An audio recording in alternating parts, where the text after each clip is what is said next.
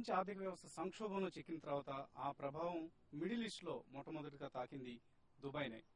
So Dubai ఆర్థిక వ్యవస్థ తిరోగమనానికి కారణాలేంటి, Dubai ఆర్థిక వ్యవస్థ భావి గమనం ఎలా ఉండబోతుంది అనే అంశాలపై మనతో మాట్లాడేందుకు ప్రస్తుతం శ్రీ టి రామారావు గారు, బుకాతిర్ గ్రూప్ ఫైనాన్షియల్ అనలిస్ట్, అలాగే ఎంవిఎన్ శంకరం గారు, అసోసియేట్ ప్రొఫెసర్ బిట్స్ పిలాని, అఖిల రఫీయుద్దీన్ గారు, మేనేజ్మెంట్ ఫ్యాకల్టీ బిట్స్ దుబాయ్ ప్రస్తుతం మనతో ఉన్నారు. ముందుగా రామారావు గారు, దుబాయ్ ఆర్థిక వ్యవస్థ 6 ఏళ్ల పాటు ఆల్మోస్ట్ రేస్ గుర్రం లాగా పరిగెత్తింది. టూరిజంలో కావచ్చు, ఇటు ఇన్ఫ్రాస్ట్రక్చర్ క్రియేషన్ లో కావచ్చు. 6 ఏళ్ల తర్వాత బ్రేక్ పడింది. బ్రేక్ కూడా కొంచెం గట్టిగా పడింది, తూలి పడబోయినంత పని అయింది. సో ప్రధానంగా ఎక్కడ తప్పు జరిగిందంటారు? అంటే టూ మచ్ ఆఫ్ ఎక్స్పాన్షన్ కి వెళ్ళడం వలన, డిమాండ్ సప్లై మిస్ మ్యాచ్ వలన ఎక్కడ తప్పు జరిగిందంటారు? దుబాయ్ ఆర్థిక వ్యవస్థ కుంటుపడింది అనే దానికంటే కరెక్షన్ చేసింది, ఓ కరెక్షన్ కి ఫాలో అయింది అని చెప్పవచ్చు. హెల్దీ కరెక్షన్ కి should have happened in normal course, but it has not happened because of the real estate which has reached to the peaks. ఇప్పుడు ప్రస్తుత పరిస్థితుల్లో రియల్ ఎస్టేట్ ఒక సాచురేషన్ కి వచ్చింది. దాని నుంచి ఒక ఇండస్ట్రీకి కానీ, ఇండస్ట్రియల్ డెవలప్మెంట్ కానీ కంట్రీ వెళ్లే దశలో వరల్డ్ ఎకానమీ రిసెషన్ లోకి వెళ్ళింది. అంటే దుబాయ్ రియల్ ఎస్టేట్ లో ఏం జరిగింది? Dubai real estate, anywhere real estate of course has slowed down, but Dubai real estate లో ఒక బబుల్ లాంటిది ఏదైనా వచ్చిందంటారా? ఇది బబుల్ అనే కన్నా కరెక్షన్ అని అనుకుంటే బాగుంటుందండి. ఎందుకంటే బబుల్ అనేది ఒక బుడగలాంటిది. ఇది ఏమిటంటే డిమాండ్ చాలా ఎక్కువైంది. ఆ డిమాండ్ ఎక్స్పెక్టేషన్ లో చాలా మంది స్పెక్యులేటర్స్ మార్కెట్ లోకి ఎంటర్ అయ్యారు.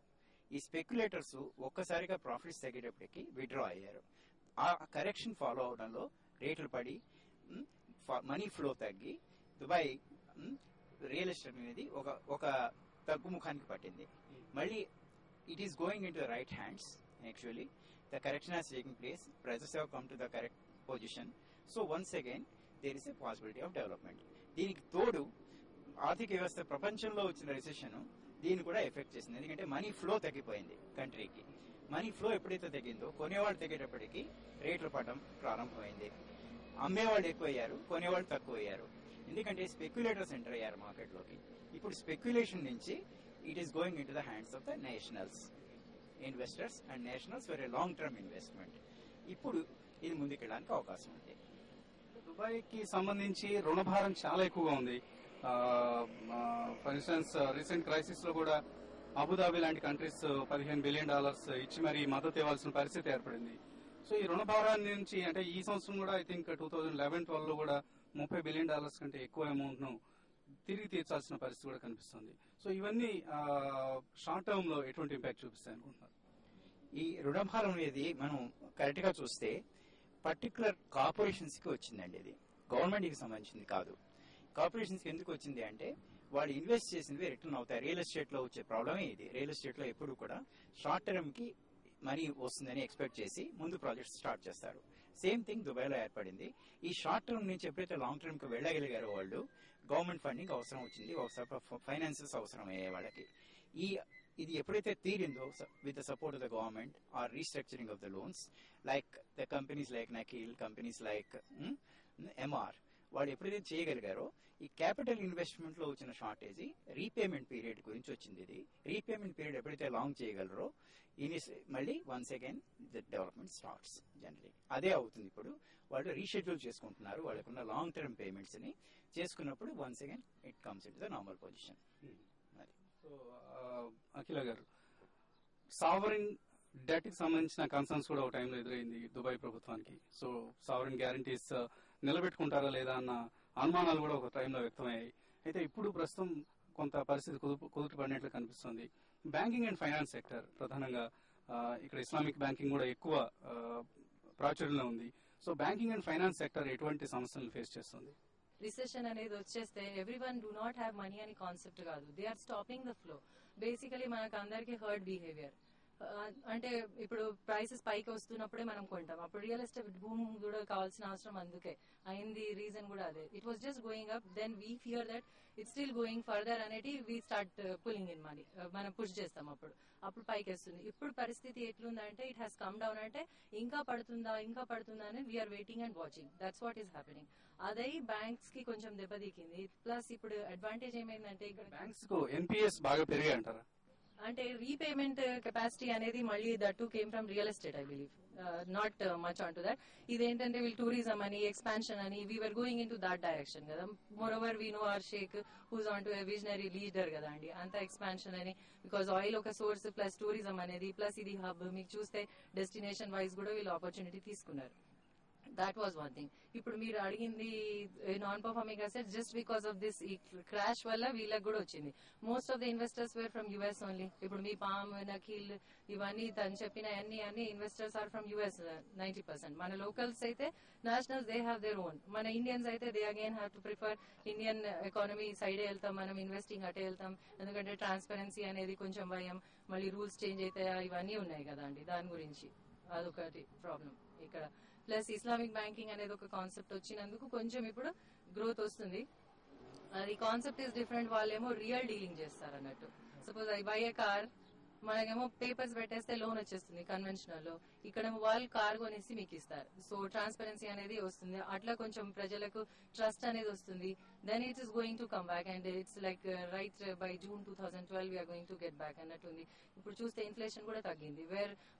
వేరే comparatively other countries are behind with that. ఇప్పుడు తగ్గింది, డిప్ వచ్చింది 0.22% జస్ట్ రీసెంట్ స్టాటిస్టిక్స్.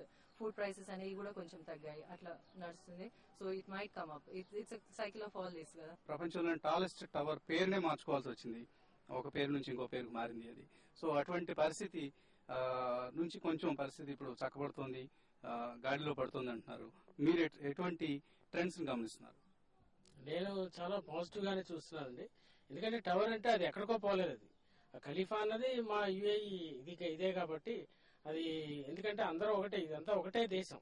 ఆ దేశం అన్న కాన్సెప్ట్ తోటి చేశారు తప్ప ఆ ఖలీఫా అది కూడా అబుదాబిలో కూడా కొంచెం ఆయిల్ రిసోర్స్ అవి ఉన్నాయి. వాళ్ళు కూడా కొంచెం ఇచ్చేశారు. ఎందుకంటే వాళ్ళకి వీళ్ళకి కూడా సంబంధ బాంధవ్యాలు బాగా ఉన్నాయి. అంచేత దానికి దీనికి సంబంధం లేదు నా ఉద్దేశంలో. పేరు మార్చారా అన్నది అది పెద్ద ఇది కాదు. అది ఇష్యూ కాదు. అది దానివల్ల మాకు ఇది లేదు. ఎమిరేట్స్ సంఘీభావాన్ని మీరు తెలియజేస్తున్నారు. సో అలాగే దుబాయ్ ఎకానమీలో గమనిస్తే మనం ఇతర మిడిల్ ఈస్ట్ కంట్రీస్ తో కంపేర్ చేస్తే ఎమిరేట్స్ లో ఆయిల్ ప్రభావం తక్కువ. ఇతర యాక్టివిటీస్ రూపంలోనే మీరు అన్నట్లు అబుదాబి మినహాయిస్తే మిగిలిన ఎమిరేట్స్ అన్నిట్లో కూడా అటు టూరిజం లేదా ఇతర సర్వీసెస్, ఇన్ఫ్రాస్ట్రక్చర్ ఇటువంటి సేవల ఆధారంగా పెరిగే ప్రయత్నం చేస్తున్నాయి. అలాగే దుబాయ్ ఎకానమీలో కూడా almost just 6% of the GDP comes from the oil business. So ఈ పరిస్థితుల్లో దుబాయ్ ఎకానమీని ఫ్యూచర్ లో లీడ్ చేసే సెక్టర్స్ ఏమనుకుంటున్నారు మీరు? దుబాయ్ లో ఎందుకంటే వాళ్ళు ఎప్పుడైతే ఇప్పుడు ఈ ఆర్థిక మాంద్యం ఎందుకు వచ్చిందంటే ఒక దుబాయ్ వాళ్ళు రాలేదు. మీకు ఒక విషయం తెలుసు, ప్రపంచంలో మొత్తం మీద దుబాయ్, సింగపూర్ పేరుగాంచిన నగరాలు ఇవి. అందులో అనుమానం లేదు, మహానగరాలు. అవి బాగా బయటికి వస్తున్నాయి. ఎందుకంటే ఇది వరకు మీకు కూడా తెలుసు, చాలా పర్సెంటేజ్ ఆఫ్ క్రేన్స్ కూడా మొత్తం వరల్డ్ లో 30% క్రేన్స్ ఇక్కడ దుబాయ్ లో ఉన్నాయి. అంటే మాసివ్ కన్స్ట్రక్షన్ స్టార్ట్ చేశారు. చేయడం వల్ల కొంచెం ఉంటాయి ఒడిదుడుకులు అంతటా ఉన్నాయి. ఒక ఈ దేశంలోనే లేకపోలేదు.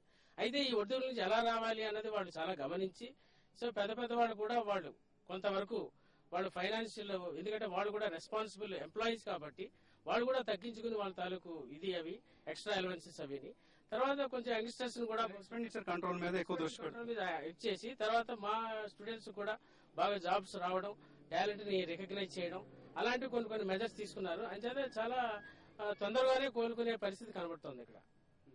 రామారావు, ఈ పరిస్థితి నుంచి అంటే ఆర్థిక వ్యవస్థ తిరిగి గాడిలో పట్టడానికి ప్రభుత్వం వైపు నుంచి ఎటువంటి నిర్దిష్టమైన చర్యలు తీసుకుంటున్నట్లు కనిపిస్తుంది మీకు? ఈ డెవలప్ అయిన ఇన్ఫ్రాస్ట్రక్చర్ ఒక యూజ్ లోకి వస్తే, సపోజ్ మెట్రో డెవలప్ చేశారండి, ఈ మెట్రో డెవలప్ చేసిన తర్వాత ఇది యుటిలైజేషన్ లోకి వస్తే దెన్ ద ప్రొడక్టివిటీ ఇంక్రీజెస్.